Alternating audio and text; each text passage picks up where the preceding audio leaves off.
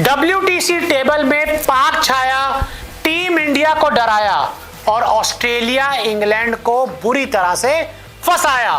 तो एशेज खत्म हो चुका है, इस समय फिलहाल कोई टेस्ट क्रिकेट नहीं खेला जा रहा, लेकिन आज जो नया WTC का पॉइंट्स टेबल आया है उसमें ऑस्ट्रेलिया और इंग्लैंड को बिना खेले ही बड़ा नुकसान हुआ है, क्योंकि पेनल्टीज लगी हैं दोनों टीम के ऊपर।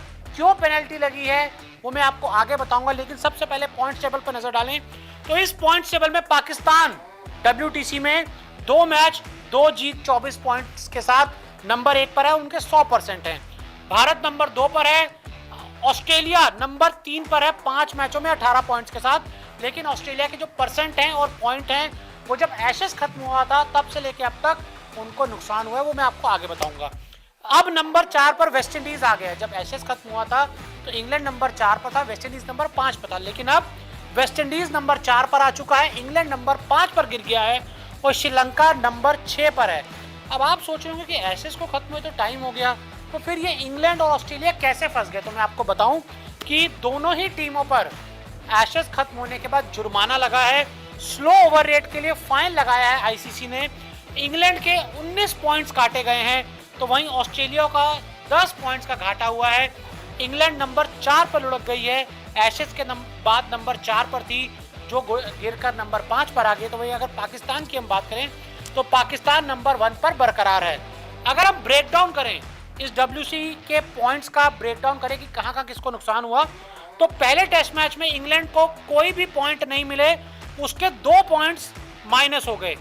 ऑस्ट्रेलिया के पहले टेस्ट में 12 पॉइंट्स मिले, कोई पॉइंट्स का नुकसान नहीं हुआ। दूसरे टेस्ट मैच में इंग्लैंड को 9 पॉइंट्स का घाटा हुआ, ऑस्ट्रेलिया को दूसरे टेस्ट मैच में 12 पॉइंट्स का फायदा हुआ। तीसरे टेस्ट मैच में इंग्लैंड को 12 पॉइंट्स का फायदा हुआ, ऑस्ट्रेलिया को इस मैच में ना कोई फायदा ना नुकसान हुआ। चौथे टेस्ट मैच में इंग्लैंड ने 4 पॉइंट जीते, 3 पॉइंट का नुकसान हुआ। ऑस्ट्रेलिया ने भी यहाँ 4 पॉइंट जीते, लेकिन ऑस्ट्रेलिया को 10 पॉइंट्स का नुकसान हुआ। पांचवें टेस्ट की बात करें, इंग्लैंड ने यहाँ पे 12 पॉइंट जीते, 5 पॉइंट का नुकसान हुआ। तो वहीं ऑस्ट्रेलिया को इस मैच में ना पॉइंट्स मिला ना जीते। टोटल इंग्लैंड ने इस सीरीज में 28 पॉइंट कमाए थे, लेकिन 19 चले गए और उनके पास सिर्फ 9 पॉइंट्स बचे।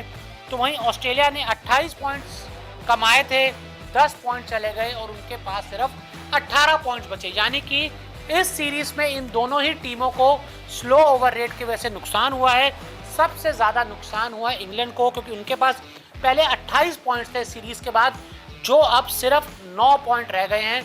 जो आगे चल के WTC फाइनल की जब बात होगी, क्लोज हो जाएगा, तो वहां पर इंग्लैंड के लिए एक बार फिर WTC फाइनल में जगह बना पाना मुश्किल हो जाएगा।